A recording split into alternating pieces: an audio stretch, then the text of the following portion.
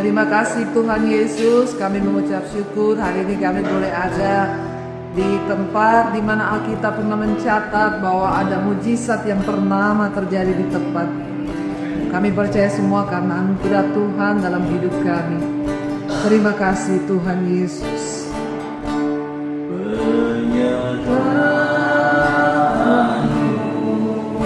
Tuhan segalanya bagiku.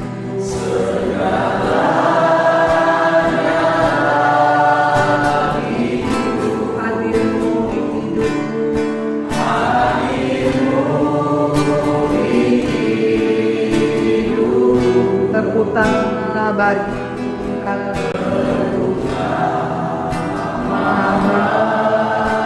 sekali lagi penyertaanku,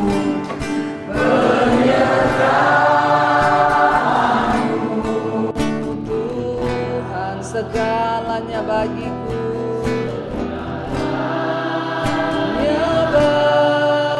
bagiku hadirmu di hidupku Tuhan,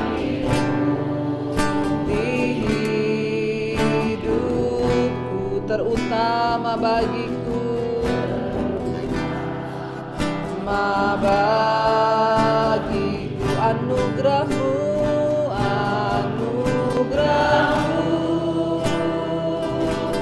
anugerahmu Tuhan, anugerahmu, semua karena anugerahmu, semua karena anugerahmu, bukan karena kekuatanku Tuhan, kekuatanku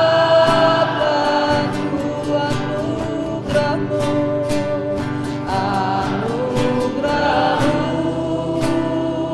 anugerahmu Tuhan, anugerahmu Tuhan, kasih dan sayangmu, sumber kekuatan bagiku, anugerahmu, anugerahmu,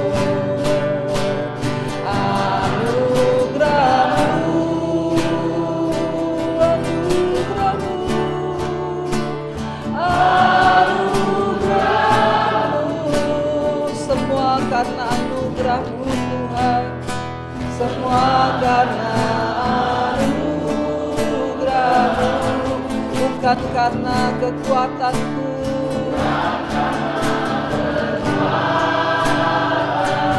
anugerahmu, anugerahmu, anugerahmu Tuhan, anugerahmu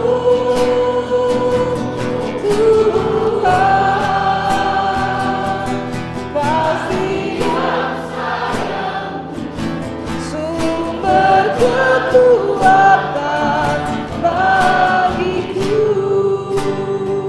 kasih dan sayangmu Tuhan, kasih dan sayangmu, sumber kekuatan bagiku, sekali lagi kasih dan sayangmu Tuhan, kasih dan sayangmu, sumber kekuatan bagiku.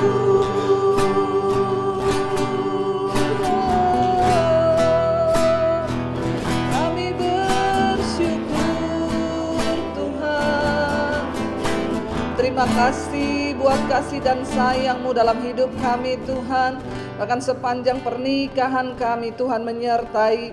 Kami bersyukur buat segala kebaikan Tuhan, buat segala anugerah Tuhan dalam hidup kami. Kalau hari ini kami boleh ada di Kana Tuhan, kami boleh mengalami dan boleh sungguh-sungguh melihat bagaimana keajaiban Tuhan yang terjadi di tempat ini. Berbicara bagi kami lewat kebenaran firman-Mu, sampaikan isi hati-Mu dalam nama Yesus. Kami buka hati bagi firman Tuhan, sama-sama katakan amin. Amin. Iya Bapak Ibu, hari ini kita ada di mana? Apa yang tercatat di dalam Alkitab tentang gereja di Kana? Mari kita buka Injil Yohanes pasal yang kedua. Injil Yohanes pasal yang kedua, judul perikopnya perkawinan di Kana, ya. Perkawinan di Kana, Bapak Ibu, ya, Alkitab mencatat di sini adalah tempat pertama kali Tuhan Yesus melakukan mujizat. Ini mujizat yang pertama loh, sejak Tuhan Yesus itu ada di dunia. Kita baca ayat yang pertama. Pada hari ketiga ada perkawinan di Kana yang di Galilea dan ibu Yesus ada di situ. Hari ini kita berada di kota ya di Galilea, ya. Yesus dan murid-muridnya diundang juga ke perkawinan itu. Ketika mereka kekurangan anggur, ibu Yesus berkata kepadanya, mereka kehabisan anggur. Kata Yesus kepadanya, mau apakah engkau daripadaku ibu, saatku belum tiba. Tetapi ibu Yesus berkata kepada pelayan-pelayan, apa yang dikatakan kepadamu, buatlah itu. Di situ ada 6 tempayan yang disediakan untuk pembasuhan menurut adat orang Yahudi, masing-masing isinya 2-3 buyung. Yesus berkata kepada pelayan-pelayan itu, isilah tempayan-tempayan itu penuh dengan air, dan mereka pun mengisinya sampai penuh. Lalu kata Yesus kepada mereka, sekarang cedoklah dan bawalah kepada pemimpin pesta. Lalu mereka pun membawanya. Setelah pemimpin pesta itu mengecap air yang telah menjadi anggur itu, dan ia tidak tahu dari mana datangnya. Tetapi pelayan-pelayan yang mencedok air itu mengetahuinya, ia memanggil mempelai laki-laki dan berkata kepadanya, setiap orang menghidangkan anggur yang baik dahulu, sesudah orang puas minum, barulah dikeluarkan yang kurang baik. Akan tetapi engkau menyimpan anggur yang baik sampai sekarang. Hal itu dibuat Yesus di Kana yang di Galilea sebagai yang pertama dari tanda-tandanya, dan dengan itu ia telah menyatakan kemuliaannya dan murid-muridnya percaya kepadanya. Alkitab menceritakan saat itu ada pesta perkawinan di Kana di tempat ini, saudara. Yesus dan murid-muridnya diundang. Saat itu ibu Yesus juga diundang datang ke pesta itu. Pada waktu itu kemewahan atau kemegahan satu pesta itu akan dilambangkan dengan anggur atau wine yang disediakan di pesta itu. Semakin mahal anggurnya, maka pesta itu akan mendapat pujian, ya. Jadi bukan makanannya, tetapi anggur, karena tempat ini adalah tempat penghasil anggur. Ya, jadi orang di sini dulu kalau mengatakan pesta itu wow, kalau apa? Wih, anggurnya enak banget, ya. Kalau di Indonesia kan, wih, makanannya enak. Tapi di sini tuh anggurnya, saudara, adalah satu malapetaka, satu hal yang sangat memalukan dalam tradisi adat Yahudi. Kalau di sebuah pesta itu kehabisan anggur. Itu seperti orang di Indonesia bikin pesta kehabisan makanan, ya. Apalagi kalau banyak yang babungkus, kan. Nah, di Indonesia itu ya operasi plastik. Ibu-ibu bawa plastik di tas, ya. Kalau udah zaman pesta keluarin tuh, tapi di sini enggak ada, men. Nah, enggak ada yang ngaku maksudnya. Nah, itu seperti malunya itu, ya, malunya itu seperti itu. Bayangkan satu pesta kehabisan anggur, itu akan jadi cerita satu kota. Ya, wah itu pesta pernikahannya, wah masa anggurnya habis. Nah, itu akan mempermalukan. Lalu ibu Yesus mengetahui hal itu, mungkin di dapur gerusak-gerusuk ibu-ibu, ya anggurnya habis loh, anggurnya habis. Ya ampun, ini tangannya belum minum semua, kenapa sudah bisa habis ini gini-gini. Nah, ibu Yesus itu datang kepada Yesus, dia bilang, mereka kehabisan anggur.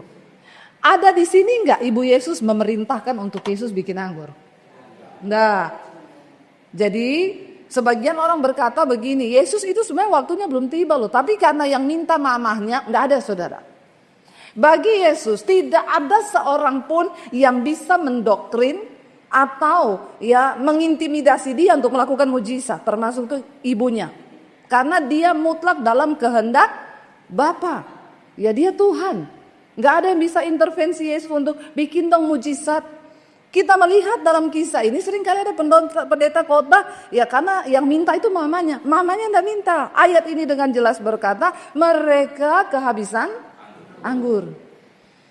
Tapi Yesus berkata kepada ibunya begini, ya, mau apakah engkau daripadaku, ibu, saatku belum tiba.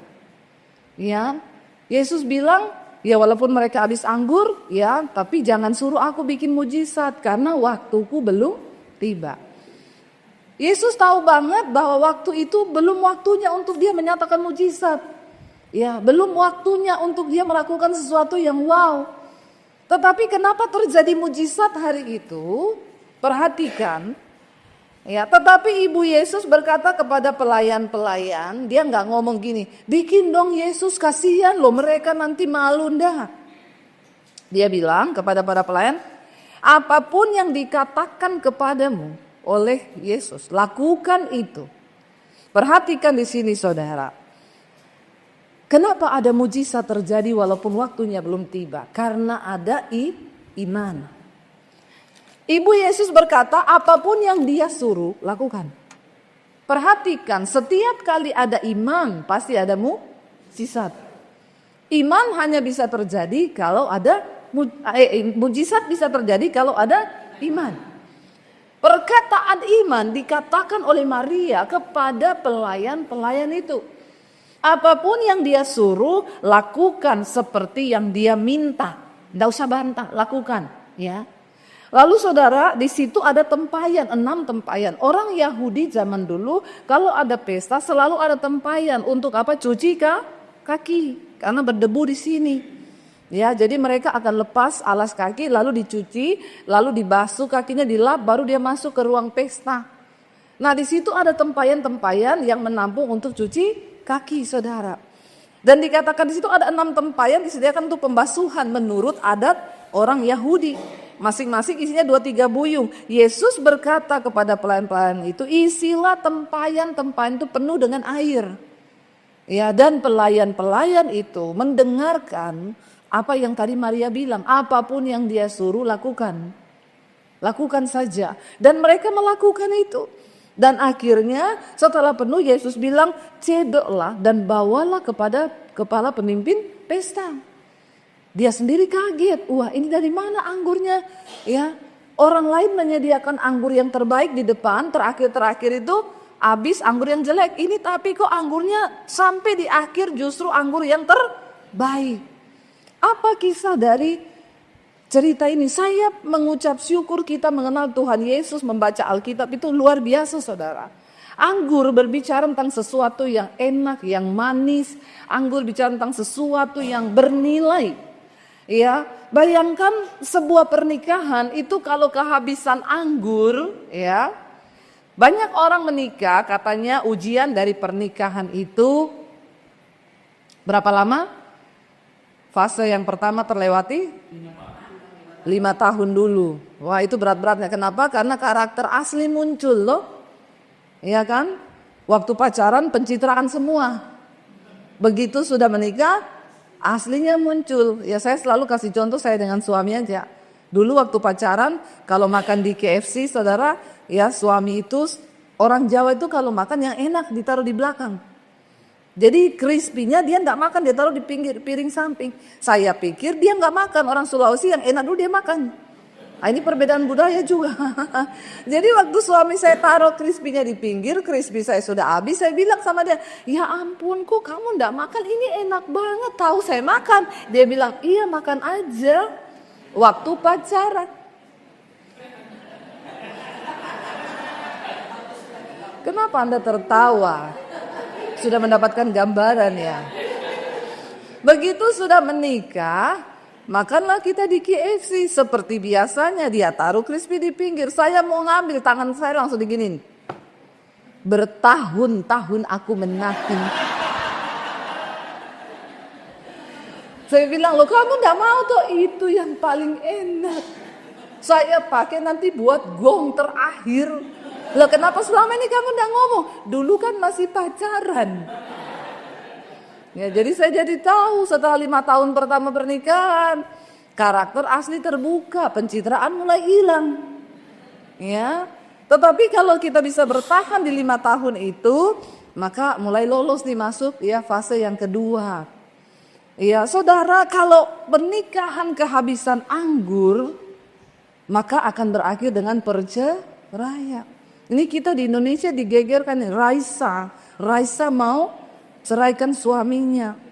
Ya, sekelas Raisa aja loh. Ya, Raisa, Tuku, Gelem. Orang Jawa bilang Raiso ya. Itu aja mau menceraikan suaminya. Nggak tahu persoalannya apa, katanya ada yang bilang selingkuh, ada yang bilang apalah, banyak hal. Tapi perceraian sekarang makin banyak terjadi. Kenapa? Karena orang bilang ya, saya layak bahagia lah kalau sudah nggak ada anggur buat apa? Ya, apalagi yang hari-hari ini lagi ngetren itu namanya silver divorce. Ya, pernikahan di usia rambut yang sudah mulai beruban. Ya, dan itu kalau mereka pergi ke orang lain atau minta nasihat, nanti dibilangnya begini, ya ibu layak bahagia lah, ngapain ibu udah 50 tahun lebih nikah dengan suami, mau tinggal dengan suami yang toksik begitu, yang bikin ibu stres, ya penting cerai. Jadi banyak sekarang perceraian di atas 50 tahun. Ya, makanya Bapak Ibu, Yesus tahu banget kalau sampai pernikahan itu kehabisan anggur, itu akan mempermalukan. Ya, kita pun di dalam pernikahan kita, saudara, ya saya tahun depan Februari 25 tahun kami ya. Ya, bersyukur bisa melewati ketika ya tadi pagi juga kami baru bahas ya tentang perceraian. Ya, suami saya bilang, ya kan ada yang tanya gini, emang semua laki-laki itu memang bakalan selingkuh tuh? Anak saya tanya tuh sama saya. Saya bilang ya harusnya enggak ya. Tadi pagi saya bahas dengan suami saya bilang, ya kalau orang punya takut akan Tuhan, dia bisa mengontrol dirinya dengan firman Tuhan, itu enggak bakalan terjadi. Ya namanya orang laki-laki, ya semua punya hawa nafsu, keinginan. Tapi kalau ada roh takut akan Tuhan, dia bisa mengendalikan diri, maka itu enggak terjadi karena kita melakukannya semua untuk Tuhan. Ya, kalau orang enggak takut Tuhan ya pasti itu terjadi. Karena perselingkuhan itu membawa luka. Dan itu ya penyebab anggur ini mulai habis. Ya pertama karena kehilangan kemesraan, kedua kehilangan apalagi ya cadangan uang menipis. Ya, wah ini anggur-anggur ini bisa hilang saudara, yang tadinya manis bisa asem. Ya, karena banyak apalagi anak mulai lahir. Anak satu, saya dulu pertama kali menikah dengan suami, tiap bangun pagi bikinin dia kopi, kasih dia sarapan. Ya, sayangku, cintaku, ya ini kopi, ini sarapan. Waktu mulai anak pertama lahir, nggak pakai pembantu. Anak kedua lahir, anak ketiga saya urus sendiri. Zaman dulu kita anak 3 urus sendiri, zaman sekarang orang anak 1 babysitter 3. Ya itu yang terjadi. Ya jadi ketika anak mulai banyak, saya repot ngurus anak, suami saya teriak, "Say, kopi mana?" Wah ini saudara, tadinya bulan madu mulai menipis. Yang tersisa tinggal lebah. Orang Sulawesi itu lebah hutan.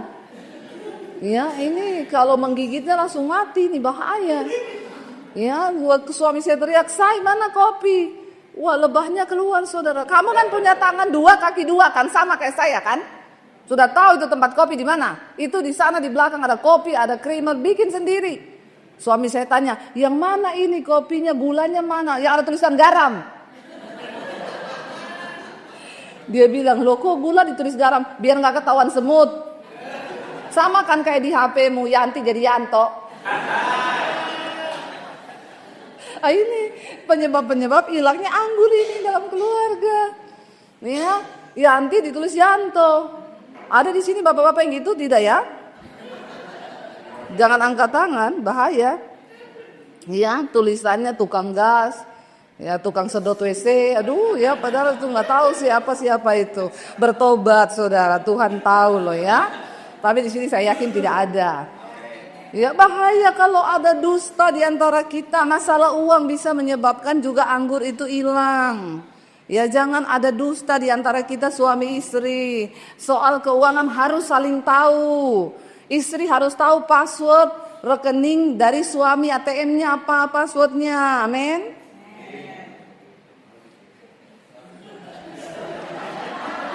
Ada yang amin, ada istri yang ini. Nah ini bertobat. Ya HP jangan ada di sini suami yang HP-nya dikasih password isinya nggak tahu, fix setan itu. Ya nggak boleh. Kita anak terang hanya berbuahkan kebaikan, kebenaran. Nggak usah sembunyi-sembunyi. Istri itu teman pewaris kerajaan sorga. Ya jadi harus bertobat Bapak Ibu. Ya saya dengan suami keuangan kami terbuka. Suami saya pegang kartu ATM-nya, saya pegang mobile bankingnya.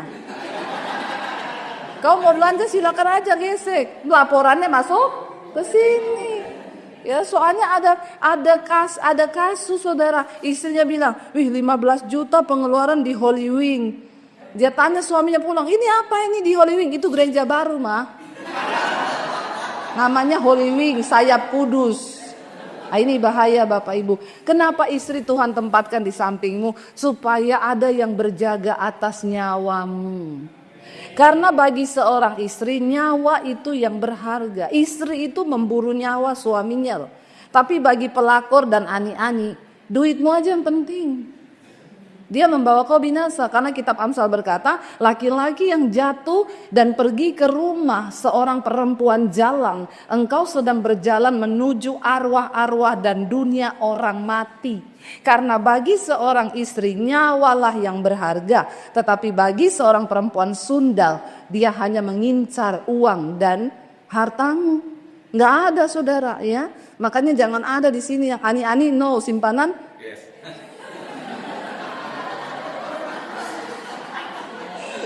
Hati-hati.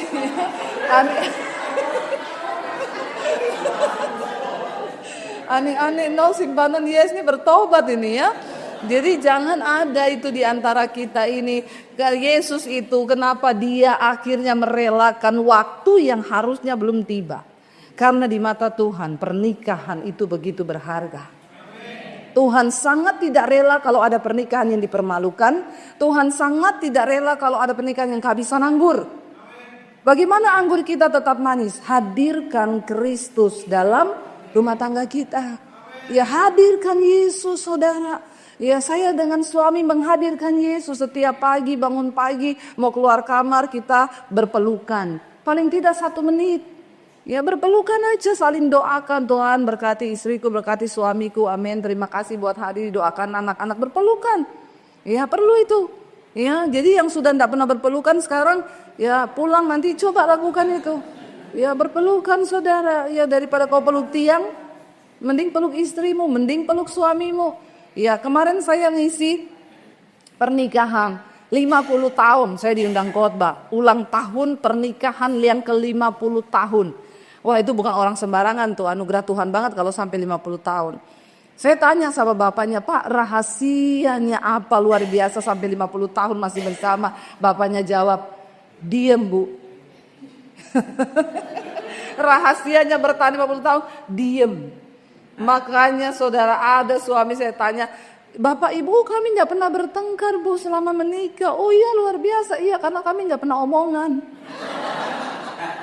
Makanya tidak bertengkar karena gak pernah omongan. Kita harus sungguh-sungguh menghadirkan Kristus supaya jangan ada kepahitan. Namanya suami istri itu dua-dua diproses.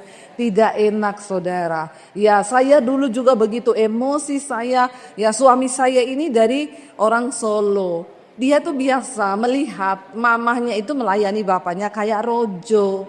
Iya itu saya bilang sama dia, kamu tuh bisa nggak ya papi saya ya, kamu tahu papi saya itu orang Sulawesi, dia itu kepala kantor loh.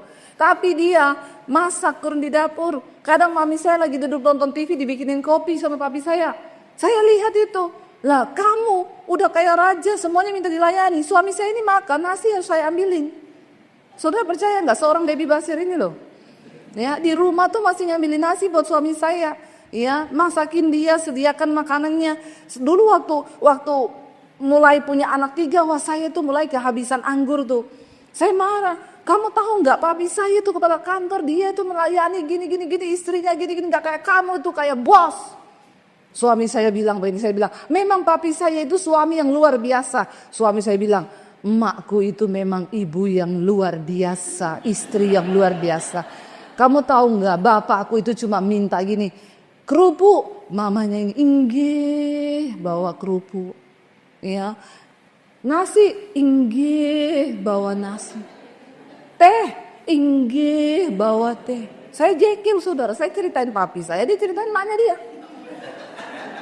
Jadi kita membanding-bandingkan. Jadi saya bilang, bagaimana kalau kita nikahin papiku dan makmu? Dia rumah tangganya menjadi rumah tangga yang luar biasa. Ternyata saudara, waktu kita ini membanding-bandingkan, Tuhan tuh kan menciptakan kita ini masing-masing dengan karakter yang masing-masing. Apakah ada manusia cocok di dunia ini? Jadi bapak ini nggak cocok sama istrinya. Saya mau tanya dulu, yang cocok sama pasangannya angkat tangan, yang cocok tidak pernah berantem, cocok terus angkat tangan. Nggak ada, ya. Saya pun sampai hari ini dengan suami saya tidak, namanya manusia. Cocok itu, saya tuh belajar, ada orang kembar Siam, dia punya badan satu, kepalanya dua. Iya ditanya sama wartawan, mamanya ada kesulitan gak membesarkan mereka? Waktu masih kecil gak ada kesulitan, dua-dua nurut. Ketika mulai dewasa, kepalanya dua, otaknya dua kan? Tapi kan ini lahir dari satu kandungan, DNA-nya sama, jantungnya satu, hatinya satu, tapi ada kepala dua. Berarti dua otak. Kata mamanya waktu mulai besar masalah. Yang satu mau pakai baju merah, yang satu mau pakai baju biru. Padahal badannya cuma itu. Kalau berantem, gigit-gigitan, jambak-jambakan rambut. Kata mamanya kalau badannya dua, saya pisah, satu di kamar mandi, satu di dapur. Masalahnya badannya satu. Itu kalau gigit-gigitan sampai berdarah-darah loh. Saya membayangkan gini, orang yang punya satu jantung, satu hati, satu badan, satu DNA, satu kandungan.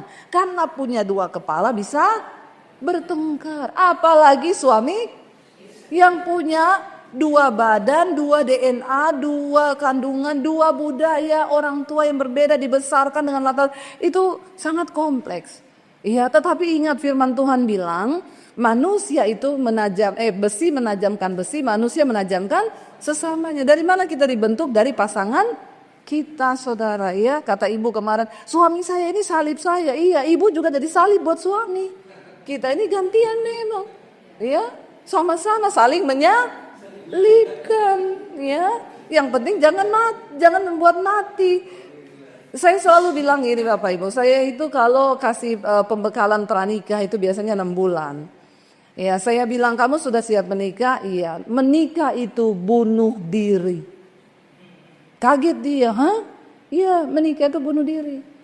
Kamu tidak mungkin bisa berbahagia kalau kamu tidak mematikan dirimu sendiri masuk dalam pernikahan. Yesus berkata, sangkal dirimu. Sangkal diri itu bunuh diri. Ya, egoku harus dimatikan karena Yesus bilang 1 tambah 1 sama dengan bukan 2 kan? Orang menikah itu 1 tambah 1 sama dengan, bagaimana bisa jadi 1? Yang satu matinya separuh, yang satu separuh juga mati. Tinggal separuh-separuh baru bisa jadi. Apa yang dibunuh? Egomu, keakuanmu, kesombonganmu. Suami istri harus saling menerima. Ada hal-hal yang ketika kita belum nikah dulu bisa. Ya, dulu bisa pergi sembarangan sama teman, gak pulang-pulang bisa. Setelah menikah ya gak bisa lagi. Ya, harus tanya istri dulu. Amin ibu-ibu. Bapak-bapak aminnya sedih. Amin. Ya, tapi kalau kita makanya saudara, suami istri itu harus menjadi sahabat. Ya, jadi saya tuh kadang kalau ngobrol sama suami gini, orang itu harus punya sahabat loh. Jadi saya bilang sama suami, lah sahabatmu siapa? Dia bilang, iya ya aku ini enggak punya sahabat, ya sahabatku itu kamu loh. Saya juga sekarang enggak punya sahabat saya suami. Ibu-ibu, tempat terbaik untuk kita curhat itu kepada suami. Karena enggak mungkin bocor ke orang lain, dia dengar saja tidak. Iya toh? Benar enggak? Kan ibu-ibu takut kalau cerita ke orang bocor ke orang lain. Ya kalau cerita ke suami tidak mungkin bocor karena didengar saja tidak. Ya apalagi mau diceritakan apa saudara? Kadang kita cerita udah panjang lebar dia tanya, "Hah? Tadi kamu ngomong apa?" Nah, udah capek kita. Ya. Jadi benar tapi tempat curhat itu sama suami aja. Ingat satu perbedaan yang bisa membuat orang itu akhirnya kehilangan anggur. Seringkali kita lupa. Perempuan itu pakai perasaan, laki-laki itu pakai logika. Ini tidak bakal ketemu. Dulu saya salah. Kalau kita salah paham, saya nangis karena kita pakai perasaan. Kita nangis di tempat tidur sambil berharap ada yang belai dari belakang tuh. Loh, dibelai dari belakang terus ngomong, maaf sayangku. Terus dicium kening kita, ya tante ibu-ibu. Nah, kita nih nunggu sambil lihat jam. Ya, udah 1 jam gak ada yang bujuk. Ya, tiba-tiba tidur, capek nggak? Capek deh ya. Jadi ternyata saya pahami sekarang. Nggak usah cari perhatian yang begituan. Kita kan sakit hati. Karena laki-laki itu pakai pikiran, kita pakai perasaan. Kita nangis dan mencoba supaya dia ngerti perasaanku. Dia sewaktu kita bilang, kenapa kamu nggak ngerti perasaanku? Dia bilang gini aja deh, kita selesaikan pakai logika aja sekarang. Maumu tuh seperti apa? Kan begitu. Jadi mari kita mematikan semua keakuan-keakuan kita. Jangan minta dimengerti, tapi mari kita coba untuk mengerti. Ya, daripada minta dimengerti, coba untuk mengerti. Bapak Ibu, penting bagi kita hari ini sadar, banyak seringkali luka-luka yang kita tidak sadari. Yang istri juga pernah melukai suami dari kata-kata. Bahkan seringkali juga suami melukai istri. Tapi hari ini saya mau bilang, kalau kita pengen rumah tangga kita diberkati, anak cucu kita diberkati, itu berkat turun dari orang tua. Waktu kita ini dibenarkan dalam pernikahan, ya, maka Tuhan itu memberkati kita dan Tuhan berkata, ya berkat orang benar itu, orang benar itu akan melihat. Makanya Daud bilang, dulu aku muda, sekarang aku jadi tua. Tidak pernah aku lihat bahwa benar. Cucunya meminta-minta roti. Bagaimana supaya anak cucu kita diberkati? Maka kita orang tua harus menjadi orang yang benar dan dibenarkan di hadapan Tuhan. Hari ini di tempat ini pernah terjadi mujizat pertama kali di dalam sebuah pernikahan. Bukan secara kebetulan, karena bagi Kristus pernikahan itu sangat berarti. Bagi Tuhan pernikahan itu sakral. Pernikahan adalah miniatur kerajaan Allah di bumi, saudara. Ya, mari kita sungguh-sungguh mau berdoa hari ini. Kita sama-sama minta sama Tuhan untuk Tuhan kembali memberkati pernikahan kita. Mungkin setelah berapa puluh tahun sudah kita lewati, hari ini Tuhan mau memulihkan kembali anggur itu. Ini waktunya untuk kita minta anggur yang manis gitu kembali dari Tuhan. Kita menyanyikan pujian, mari kita bangkit berdiri bersama. Melayani lebih sungguh. Biar kita mau jadi roti yang terpecah bagi pasangan kita, bagi istri, bagi suami kita, agar kita sungguh-sungguh hidupnya ini boleh diberkati Tuhan. Roti yang terpecah, bagiku, maukah kau jadi anggur yang tertumpah bagiku? Maukah kau jadi saksi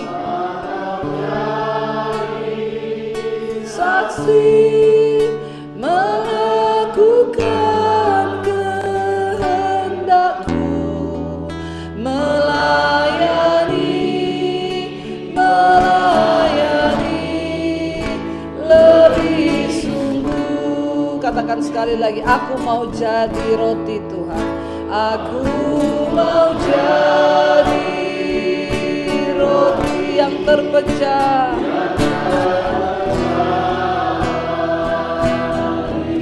Aku mau jadi anggur yang tercurah bagimu.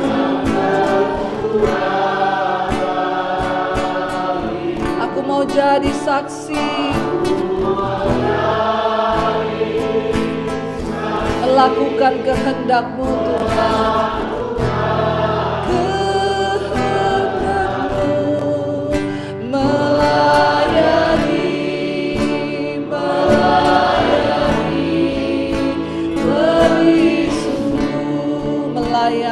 Melayani, katakan melayani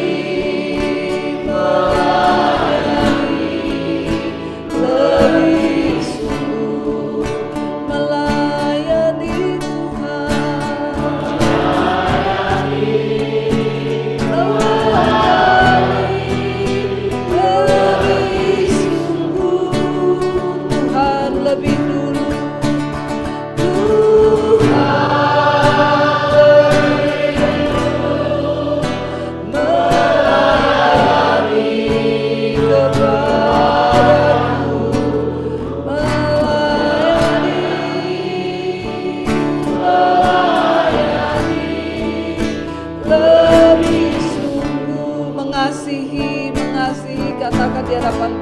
Tuhan. Mengasihi, lebih sungguh mengasihi, mengasihi, mengasihi, lebih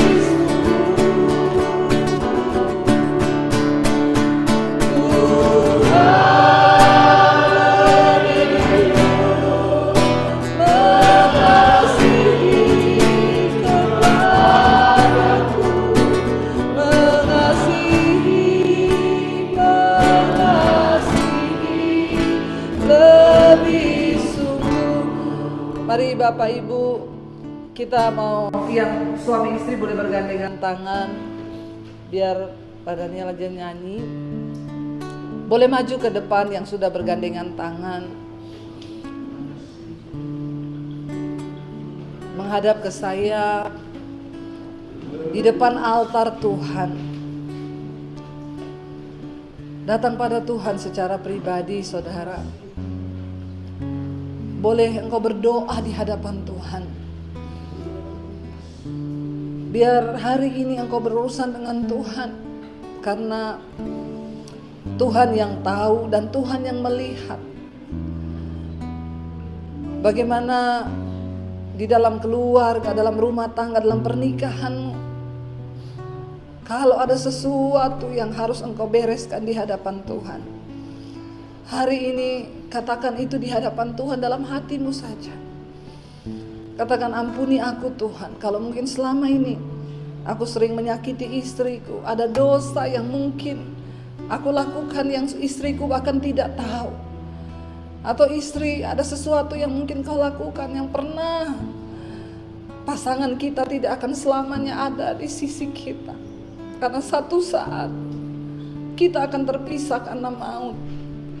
Tapi selama Tuhan beri kita waktu bersama-sama, mari biar kita sungguh-sungguh di hadapan Tuhan, mau untuk saling mengasihi. Kita mau menjadi roti yang terpecah buat pasangan kita.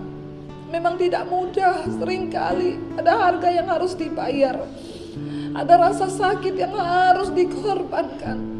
Tapi waktu engkau berkata, Tuhan, aku mau jadi roti yang terpecah buat pasanganku. Aku mau jadi anggur yang tercurah. Penderitaan Kristus itu menjadi teladan dalam pernikahan kita. Yesus berkata, di dalam engkau menderita, dalam pernikahanmu engkau belum sampai mencucurkan darah. Mari hari ini kita mau datang pada Tuhan. Kita minta berkat peneguhan kembali dari Tuhan. Minta kembali berkat itu dicurahkan, anggur yang baru itu, supaya anak cucumu diberkati Tuhan. Tidak ada kutuk atas anak cucu kita. Hari ini kita mau bilang semua dosa yang bahkan pernah aku lakukan, yang istriku tidak tahu, yang suamiku tidak tahu, hari ini Tuhan ampuni aku Tuhan. Aku minta pengampunan dari Tuhan, kuduskan supaya kehidupan rumah tangga pernikahan kami diberkati Tuhan. Ini hidup kami Tuhan. Terima kasih Bapa, kami rindu setiap kami, bukan hanya pasangan suami istri, tapi kami semua yang ada di sini. Kami minta anggur yang baru penuhi hidup kami Tuhan, sehingga pemulihan itu terjadi dalam hidup kami.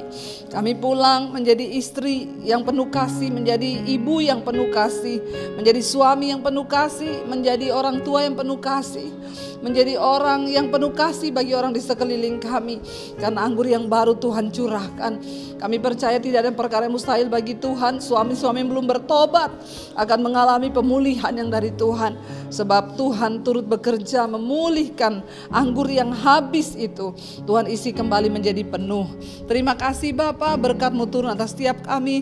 Berkat damai sejahtera, sukacita yang dari Tuhan.